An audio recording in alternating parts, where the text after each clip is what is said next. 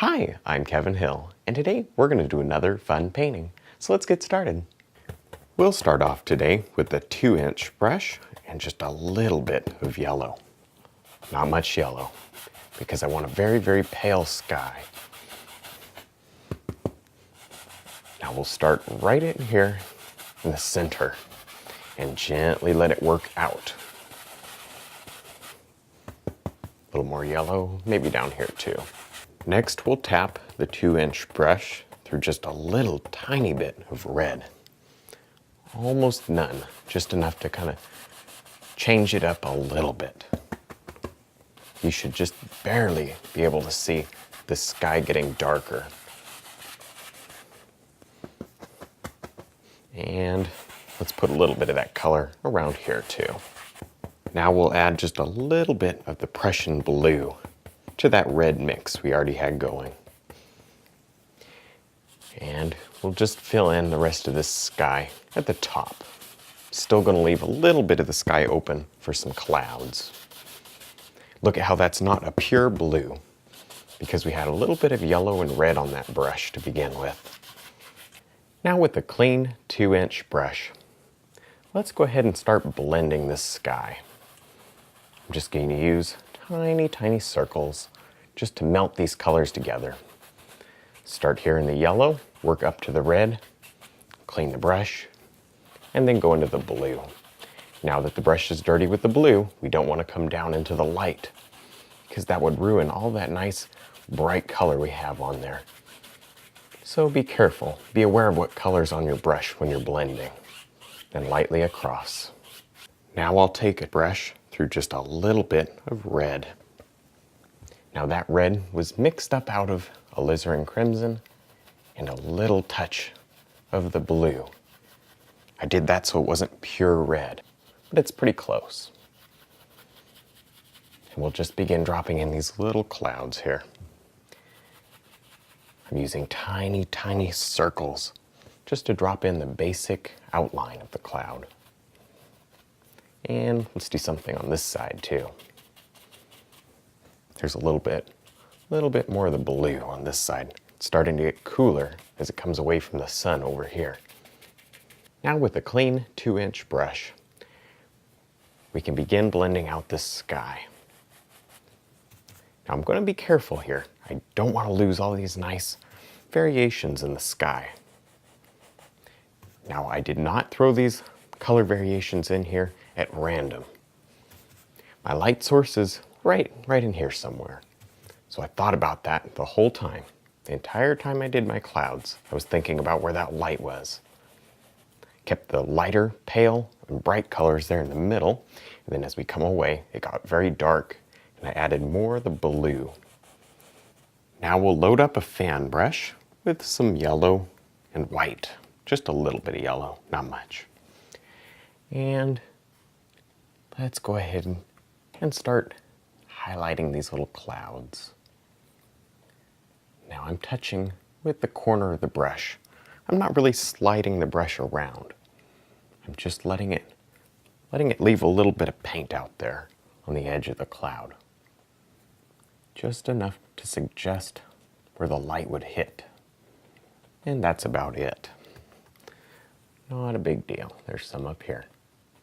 We don't have to do it to the whole sky. Just a little. Maybe over here. Back to the 2-inch brush, and we can very, very lightly blend out this highlight.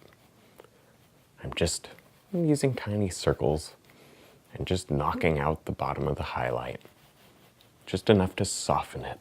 Now before we started this painting, I put a little bit of masking tape across here, just so that we would have a very straight horizon line. With the filbert brush, we can just map in our basic waves. Now, I put white medium on the top of the canvas, but down here at the bottom, it's totally dry. There's nothing on it at all. I did that so that my colors would stay thick and very pure. Now with just a little bit of orange paint on a 1-inch brush, we'll just rub in some of the water areas. Some of the areas that are kind of darker. We're going to be adding some highlights to this. I still haven't put anything on the canvas. Still working on a dry canvas. So this paint is pretty thick, a little bit hard to move around. But it's worth it, because we'll be able to layer more highlights and do more details later.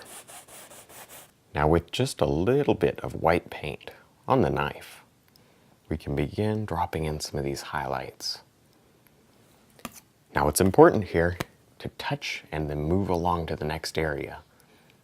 Don't sit here and touch at the same spot each time, because then you'll end up working it in with the background color too much. Now we can begin adding in the rest of this water. Just drop it right in with the 1-inch brush. This is a little bit of blue and red and black to make it darker. There, let those two mix together. They don't have to mix perfect, and they probably won't because we don't have any medium under there. But just get it close enough. It's not a big deal right now.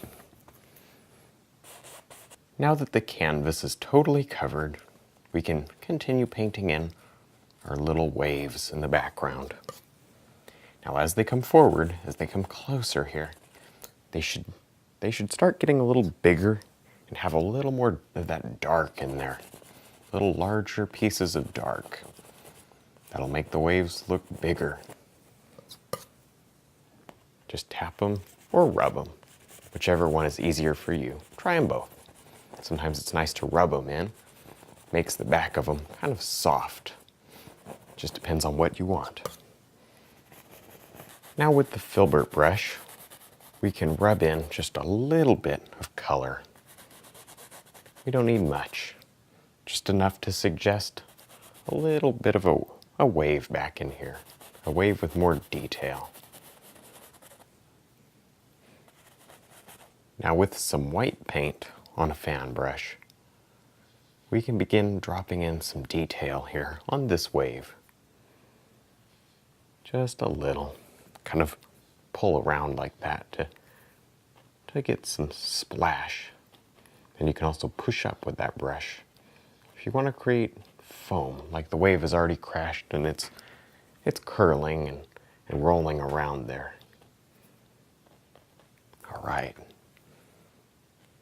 Now we can begin making this wave here too. We'll just rub it right in with the filbert brush. This is a little bit of green and white and yellow. Now remember to make that eye of the wave very, very transparent. And then you can go into a little bit of the darker colors as you come out. With a clean 2-inch brush, we can come right in here to the eye and start blending it. I'm using only the top corner of the brush. I'm doing those tiny, tiny circles just to make this very, very soft. Start here at the top and then work down to the dark area, just like we did on the sky. We don't want to ruin the light in the middle of the wave. With some white on the fan brush, we can drop in some of this rolling foam, some of the splash of the wave. Let it curl right over. I suggest you reload after every pull. That way you have fresh paint. Because you'll pick up some of this dark, but that's all right. With the fan brush and just a little bit of black, we can tap in some of this shadow foam. Let it curl right over. With some white on the fan brush, we can drop in some highlights here. Just push up. And when you push up, you'll get that bright highlight right out on the edge. If you're not getting that highlight, then stop and thin the paint just a little bit. Don't keep pushing on here and hoping it's going to get better, because it won't. Just stop and thin it, and then it'll slide right on for you. Very easy. Now I've changed back to the 2-inch brush, and I'm going to very, very lightly just blend away the bottom of this highlight. Now I'm being careful not to overblend here. Don't want to overblend, at least the top. We can blend away almost totally this bottom part, but I do want to save the top. Now in here, we'll just mix it up a little bit and then leave it alone. Now with the fan brush and just a little bit of light color, a little bit of blue and white mostly, we can add in some foam here. Just rub it right in with the corner of the brush, just like that. Not a big deal. Think about the way your wave is shaped as you drop these little foam patterns in. Now I've loaded up the knife with just a little bit of black. I think we need a few little island things or little peninsulas that stick right out here in the water. I think that would look very interesting. And I want to show you it's never too late to add things that you want. Just drop them right in. Not a big deal. With just a little bit of brown on the knife, we can drop in some large little boulders here. Just rub them in with the knife. This is just the dark part. We're going to come back and add some highlights. We need the dark on here for the highlight to show up.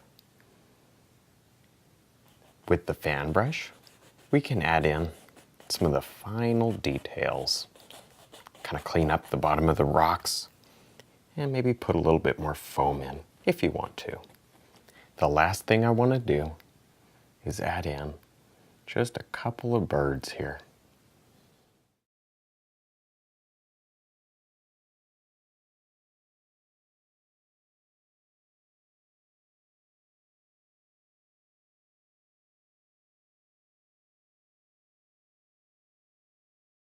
All right, I think we're done. I had a lot of fun. I hope you did too.